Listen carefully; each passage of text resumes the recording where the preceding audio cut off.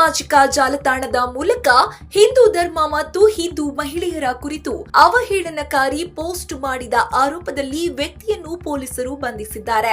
ಬಂಧಿತ ಆರೋಪಿಯನ್ನ ಸೈಯದ್ ಅಸ್ಲಾಂ ಎಂದು ಗುರುತಿಸಲಾಗಿದೆ. ಸುಮಾರು 52 ವರ್ಷದ ಈತ ಸೈಯದ್ ಅಸ್ಲಾಂ ಹೊಸಪೇಟೆಯ ಚಪ್ಪರದಹಳ್ಳಿ ನಿವಾಸಿಯಾಗಿದ್ದು, ಫೇಸ್ಬುಕ್ನಲ್ಲಿ ಹಿಂದೂ ಧರ್ಮ ಮತ್ತು ಮಹಿಳೆಯರ ಭಾವನೆಗಳಿಗೆ ಧಕ್ಕೆ ತರುವ ರೀತಿಯಲ್ಲಿ ವಿಡಿಯೋ ಹಾಗೂ ಅವಹೇಳನಕಾರಿ ಪೋಸ್ಟ್ಗಳನ್ನ ಹಂಚಿಕೊಂಡಿದ್ದಾನೆ ಎಂಬ ಆರೋಪ ಕೇಳಿ ಬಂದಿದೆ. ಈ ವಿಷಯ ಸಾಮಾಜಿಕ ಜಾಲತಾಣಗಳಲ್ಲಿ ವೈರಲ್ ಆಗುತ್ತಿದ್ದಂತೆಯೇ ಸ್ಥಳೀಯರಲ್ಲಿ ಆಕ್ರೋಶ ವ್ಯಕ್ತವಾಗಿತ್ತು.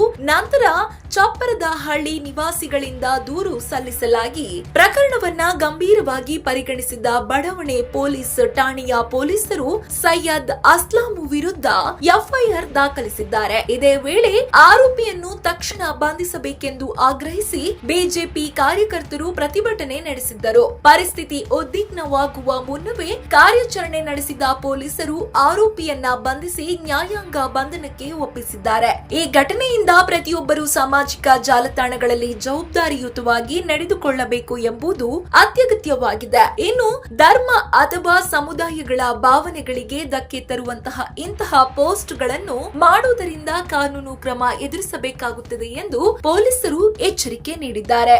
ಇದು ಈ ಹೊತ್ತಿನ ವಿಶೇಷ. ಇನ್ನಷ್ಟು ಅಪ್ಡೇಟ್ಗಾಗಿ ನೋಡ್ತಾ ಇರಿ ಸಪ್ತಾಶ್ವ ಟಿವಿ.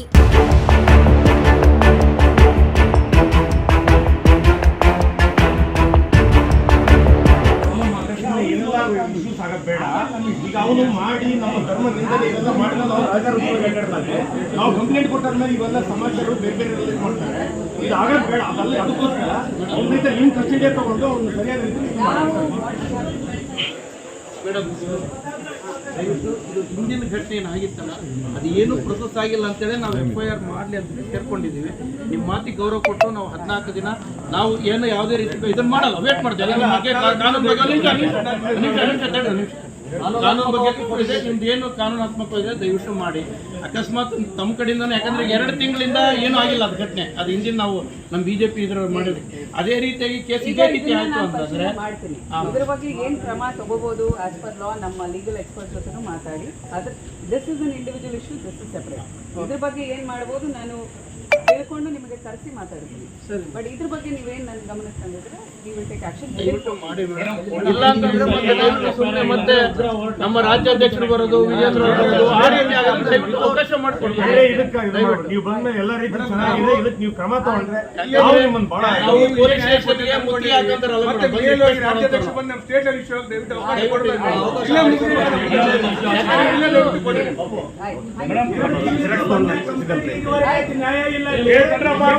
ಇನ್ನಷ್ಟು ಹೆಚ್ಚಿನ ಮಾಹಿತಿಗಾಗಿ Saptashwa TV Kannada YouTube channel ಅನ್ನು ಸಬ್ಸ್ಕ್ರೈಬ್ ಮಾಡಿಕೊಳ್ಳಿ.